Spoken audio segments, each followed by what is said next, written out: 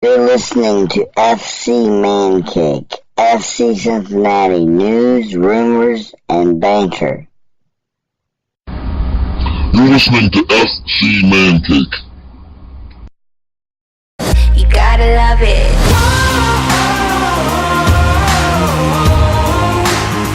You gotta love it.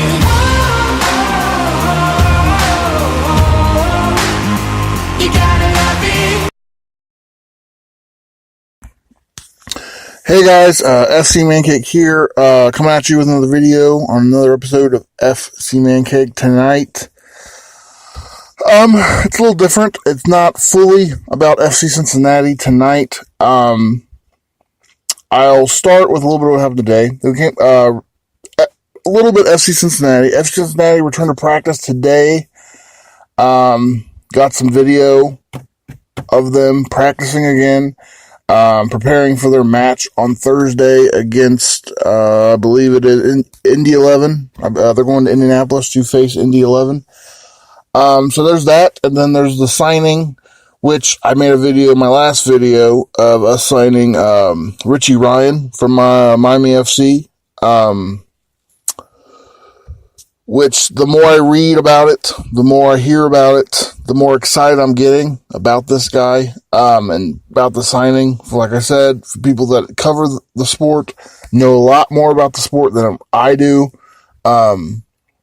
seem to be excited and impressed with, the signing. So that's good. But this episode isn't all about FC Cincinnati. Tonight's episode is an episode I've been wanting to do for a long time. Didn't do it for a while just because I wanted to have enough time set aside to actually talk about what I want to talk about and explain what I want to explain. And I finally had the time to do that. So, I guess I'll start. I live in the Dayton, Ohio area. In Ohio, obviously. I'm a season ticket holder of FC Cincinnati starting this year. For the most part, I'm a Reds fan. I'm a Bengals and Cowboys fan in football, so I like the Bengals. I enjoy and I care about the Bengals. So I associate very strongly with Cincinnati sports. Not a lot Columbus, Cleveland area as far as pro sports. Now, I grew up watching Ohio State, so other than Ohio State, I don't really have. I tried to be a Cavs fan when I wanted to get into the NBA, but I just couldn't stick with them. Even with LeBron, when LeBron's first run with the Cavs, I couldn't quite get emotionally invested, so I ended up being now I'm kind of a Bulls fan. I'm not overall as much of an NBA fan, but I do like the Bulls. Derrick Rose and how they played and stuff got me into the Bulls. I still associate with the Bulls, they're not doing well right now, but like I said, but for the most part, I take great pride in being an Ohio fan. Other than Bulls, Cowboys, I'm pretty much an all Ohio fan as far as all the other sports. I grew up football, baseball, baby basketball, and then like a little bit of hockey. But I didn't really grow up with soccer. When I was in high school, junior high, soccer was made fun of. It was looked down upon. It was made fun of. It wasn't looked at as a positive. You were a grass fairy, and like it wasn't looked as positive as it is today. So I didn't really ever get into it. I never understood it. I never really watched it. As I've gotten older, I have learned to really appreciate all sports. I've gotten into racing more as I've gotten older. And at this point, I'm to the point now where I pretty much have a rooting interest in every sport, for the most part. It must be, I don't know if it's age, it might be age. And one of the sports that I've caught on, obviously, the last 2 years has been soccer. Soccer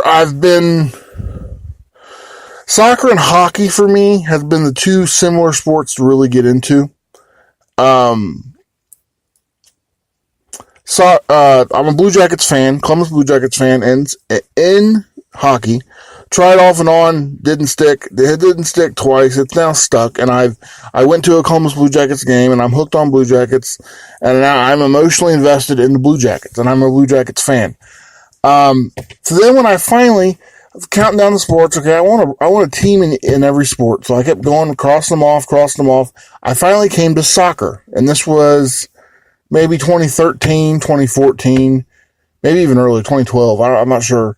But the one sport I didn't really have a rooting interest in was soccer. And obviously, then the only choice was Columbus Crew.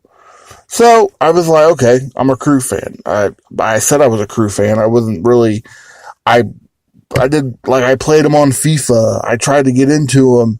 I tried to whatever, but for whatever reason, I couldn't get emotionally invested in them. And then the more I looked at them, the more I looked into it, I began to realize how hard it is to watch the Columbus Crew on television. If you don't go to the game. Then I know a lot of people are like, well, support your team. You should be able to go to the game. Well, I mean, at the time I didn't really have, I don't think I had a kid, or when I had a kid, it was younger, but I mean, I don't have the time to go down to Columbus. Columbus is a little more of a drive. It's a little more of a commitment. I can go to Dayton. I can even go to Cincinnati. Columbus, and obviously Cleveland, well, I don't really like a Cleveland team, but that's a little more of a drive. So you need to commit a little more time to that. I need to be able to watch TV and consume your product on a day in, day out.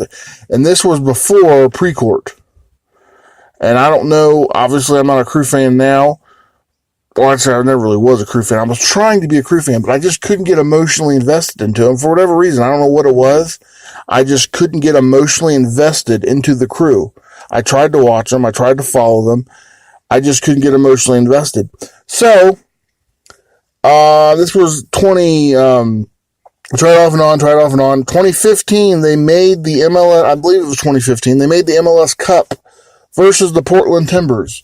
And I remember they played the MLS Cup, and this is even weird because all my other teams struggle. I mean, I'm a Cowboys fan, Bengals fan, Reds fan. Reds and Cowboys were good. Bengals are good. They all choke in the postseason. I don't have any success with my teams in the postseason. You would think I would be pumped that we're in the MLS Cup. I don't have cable where I'm at now, so I actually get my parents' login, and I use their login I watch it through apps, ESPN. So I was in my bedroom watching the app, the MLS Cup, Portland Timbers, Columbus Crew, and I watched some of it. And then if you ever watch a game where you're watching on, I just didn't get, and by the end of the game I wasn't even watching it. I just couldn't get emotionally invested. It's a weird thing. Like I was interested in soccer at the time. I wanted to get into soccer, and that was when back then, I think 2015, when I first started following the EPL, and I liked Manchester United.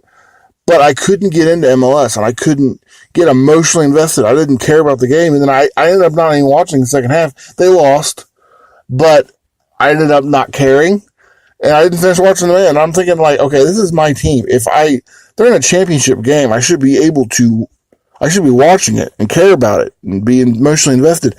I just couldn't get connected into it. And then as the years went on, and this, I think 15, Portland Timbers, I believe pre-court was there. I'm not sure. But like I said, you couldn't watch them on television. And I think this is my theory. Pre-court, obviously, this is going to go into the point of the show, which this may turn into a two-parter. I think I only have like 6 minutes left for the limit. But pre-court bought the team, and basically he put this team gave them a crappy TV deal. Time Warner Cable, or now it's Spectrum Sports, which I didn't understand. Why would you have Spectrum Sports? Most pro teams are on Fox Sports Ohio. Like Fox Sports Ohio, which is a lot of the Ohio teams are on, everyone gets Fox Sports Ohio. If you have cable, you have Fox Sports Ohio. Spectrum Sports is only available, obviously, to Spectrum customers. Why you would put your team on a restrictive TV deal now we know why he wanted to move them, but it just didn't make sense at the time, and that was one of the reasons I just couldn't get emotionally invested. I couldn't find time to go watch them live, which if I would have watched them live, maybe I would have got hooked if I went to Monterey Stadium, and I would have gotten hooked, and I would have, after that, been hooked, because I couldn't go to a game because I just couldn't find time of my busy schedule to go to a game, and then I couldn't watch them on television. So, if I can't go to a game and can't watch it on television, how am I going to be a fan? I can watch 4 other MLS teams, NYCFC, Seattle Sounders. I can watch all those teams more than watching you, and I'm in Ohio. So this would be 2015, and then 2016, I still couldn't watch them, and I was like, And then 2016 was when FCC came. And at the time FCC was announced, I was like, what? I knew they had the Cincy Saints, which I want to do another video on why the Cincy Saints did not do well, where FCC has done well, but that'll be another video. I heard about the Cincy Saints, but Cincy Saints weren't even on television. They weren't even a thing. They were not even like minor leagues. They were, you couldn't watch them unless you went there live. So I wasn't quite sure what FCC, what level where they were going to be at, because at the time I wasn't as into soccer as I am now. But yeah, they're in the USL, and it's a league where you can watch on YouTube. I can watch any FCC game on YouTube. Well, now it'll be a road game. This year I'll have season tickets.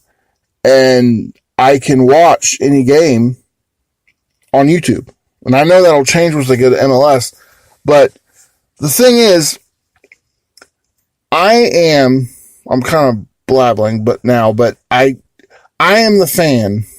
I am the thing that Precourt did. He bought the Crew and basically slowly killed them, because I am the fan. I'm a new soccer fan coming into the sport, interested in the game. I want to get emotionally invested and follow the sport, but I couldn't even consume my local club that I wanted to support for MLS. I couldn't consume the product. So I'm left dangling, and then FCC comes, 2016, and they start. I'm like, oh, this looks cool. I should go. I go year one. I think it was like the second or third month of the season, year one. I go to one game live. I'm hooked. Boom. I'm an FCC fan, and I'll be an FCC fan the rest of my life. And I think that's what he did. He put the Columbus Crew on a restricted TV deal, so you can't consume the product. So in a way, it kind of slowly kills the Crew, which is horrible. It's criminal and shouldn't be allowed. But yeah, I'm exactly what I am the product of what he did, because I'm sure I'm not the only new soccer fan that wanted to be a Crew fan but couldn't watch the Crew at all.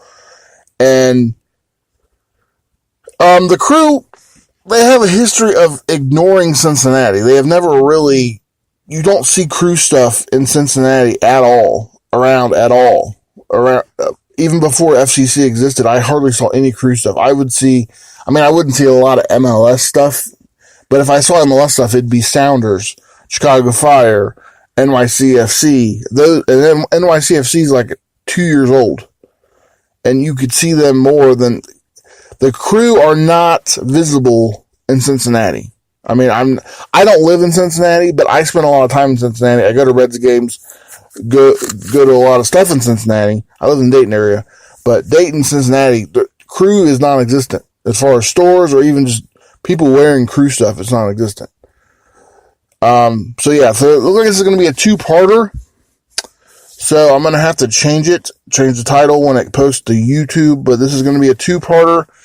And I guess that's it. I will be back for part 2 as I finally review the documentary for Save the Crew.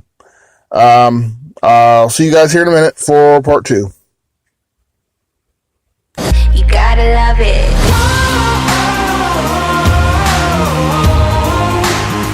You gotta love it.